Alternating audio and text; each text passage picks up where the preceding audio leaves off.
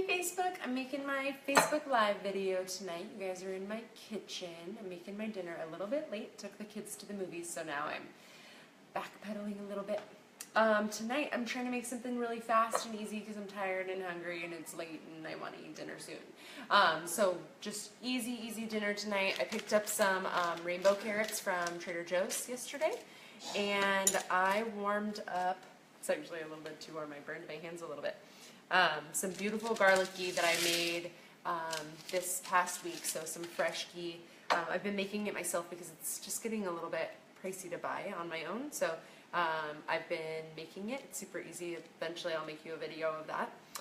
So I'm just going to pour the garlic ghee right on top of the rainbow carrots, and then I'm just going to salt them. It already has the garlic, and the ghee itself is made from the Kerrygold butter, so it's got some good flavor on its own.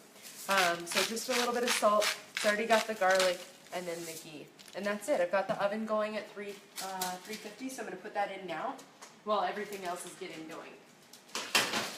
Okay, next thing I'm going to do is make my coleslaw because that has to sit in the fridge, and I really should have made it earlier today, but I already bought this little packet, Easy Again, from Trader Joe's. It was actually an organic broccoli slaw mix. I mean, you can't get much better than that. Super easy. So in order to make a paleo-friendly coleslaw, obviously no sugar, obviously you gotta watch the ingredients. I found this avocado mayonnaise at Costco, and it's avocado, egg, mustard, a little bit of seasonings, nothing crappy, nothing bad, good stuff. That, and then my apple cider vinegar to give that brine. So I've got a 1/4 cup of apple cider vinegar going in, 1/2 cup of the avocado mayonnaise, and then I'm going to add just a little bit of salt,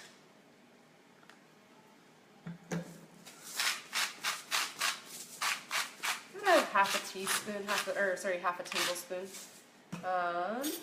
almost a tablespoon of mustard. The mayonnaise had some mustard in it, and the apple cider vinegar is going to give it enough brine, so you don't need too much. And then just the garlic powder, excuse me. And that is it. So I'm going to mix that up really well. And then I'll throw my broccoli slaw mix that's already made. This just has carrots and broccoli, so easy peasy. And once this is all mixed up, I'll throw this mix in, and I can put this in the fridge. And even though it should have really gone marinated for like 3 or 4 hours, I'm only going to let it sit for about 30 minutes. The nice thing is I'm going to have lots of leftovers, and I'll be able to eat this for lunch tomorrow. It'll be even better tomorrow than it was today. So, no complaints here. Okay, broccoli slaw going in. Tonight's dinner is all about how easy can I make it, because I didn't have the energy to make a big old thing or a big old deal tonight. So I'm going to mix this in, really toss it good so you get every little bit of the coleslaw marinating.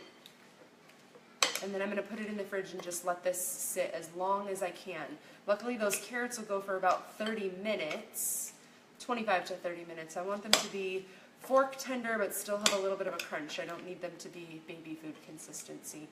And then for my main course tonight, for my protein, I'm making a little bit of lamb. So I got a New Zealand grass-fed, grass-finished lamb, just a small amount, and I really don't have to do a whole lot to it. I'm going to sear it up really nicely in my cast iron with some butter and a little bit of salt, and then I'm going to finish it in the oven with the carrots. And then I'll take it out about 10 minutes before those carrots are done, because the lamb won't take that long to cook. And I'll let that rest for about 10 minutes before I cut it into nice thin slices. Okay, so as you can see, my coleslaw is totally coated, marinated. Maybe the lighting's a little weird. It's kind of like a super bright light to me. Okay, I'm going to put this in the fridge.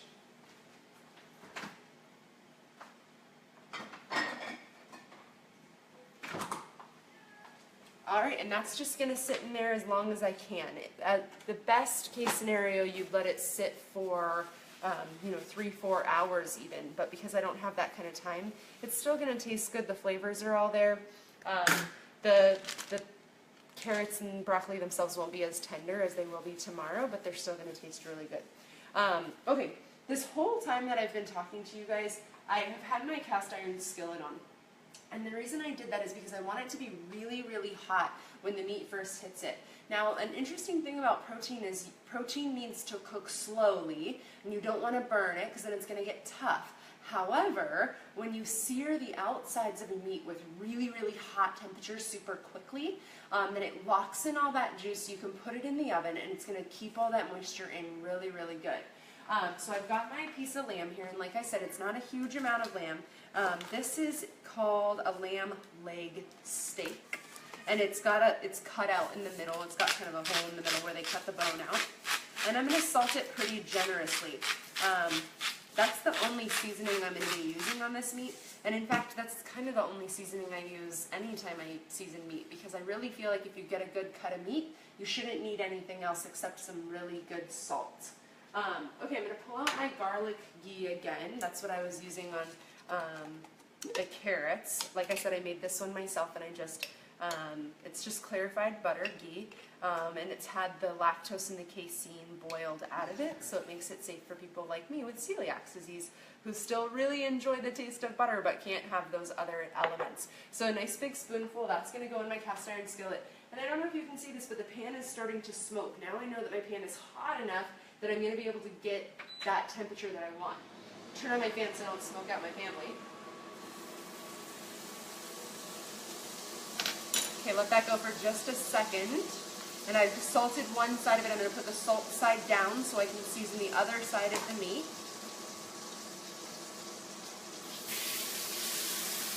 And that's exactly what you want to hear. You want to see that sizzle. And hopefully you don't smoke out your house. That fan's working pretty good though. Okay, so that's going to go for about 2 to 3 minutes on that side. Then I'm going to flip it over. As soon as I flipped it over, let it go for another 2-3 minutes and sear and everything. It's going to lock in that flavor. That way when I put it in the oven, it's going to not dry out. I don't want a dry piece of lamb. If you've ever purchased lamb, you know how it's not very inexpensive.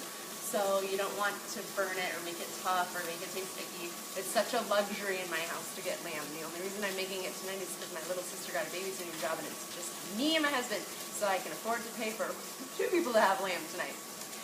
If you want to come back later tonight, I am going to do another video this evening with cashew milk with my neighbor. I'm just waiting for her to get back. So I've got my cashews soaking here, so I'm going to make that video a little bit later today. And the reason I'm doing that is because even though I don't drink coffee creamer in my coffee, I tend to have a lot of clients who join a Whole30, which is something that I do. I lead the Whole30 groups. And they tell me that the coffee creamer is going to be their undoing. They want that Coffee Mate coffee creamer, that thick, super sugary, super crappy coffee creamer. So instead I'm going to show you a really good alternative to make a chocolate flavored cashew milk coffee creamer in your blender. So really, really simple and easy. Well, that's being said, I'm going to do that later on this evening. Okay, so my lamb is starting to lift up on the sides. That's what you want to see. You want to be able to pick up the piece of meat without any resistance and flip it over. It's nice and caramelized on all edges, and it's giving me all kinds of amazing flavor right now. I have this handy dandy screen that blocks everything from coming up. I just cleaned my stove today. I don't really feel like cleaning it again. Okay, so carrots are in the oven.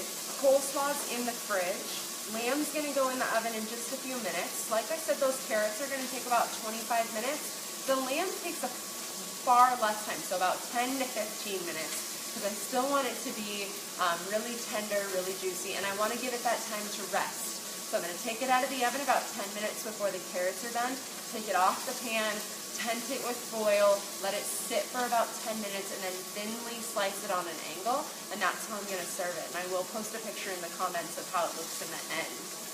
So that's going down. What else can I tell you about? Did I show you my apple cider vinegar? Everybody should have this in their kitchen, in your fridge. It doesn't have to be refrigerated, actually. My mother-in-law keeps it out on her counter, and the only reason I keep mine in the fridge is it's alive, and it'll keep growing, which can tend to make vinegar more vinegary and sometimes ferment. So I keep mine in the fridge, keeps the same consistent flavor the whole time, and I don't have to worry about it continuing to grow. Not that it would be a problem, it just changes the flavor over time. So I keep mine in the fridge, and I already told you about the avocado mayonnaise. Okay, sounds like my lamb is about ready to go in the oven, so I'm going to turn off the stove. Now you don't have to, I've left it on before and had someone come in after me and make sure it turns off. Okay, keeping my lamb in the cast iron skillet, I'm going to throw this in the oven with my carrots. And I'm going to let that go for about 15 minutes.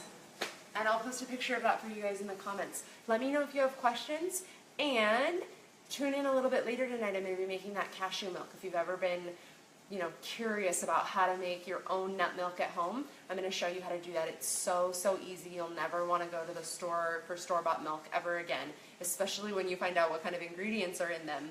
And cashew milk is one of those milks that you don't actually even need a nut milk bag for, because the cashews break down so much that you don't have to strain anything out. Almond milk is a little different. It leaves a little bit of an almond pulp at the end, which I end up liking because I use it for other baked goods and I store it and save it. But the cashews just make this super creamy, unbelievably dreamy type of coffee creamer. So that's what I'm going to be showing you guys later tonight. I've got my dinner going, set my timer for 15 minutes, and I'll take that out to let it rest, and I'll post a picture for you guys in the comments. I hope you have a great night, and maybe I'll see you later with my cashew milk.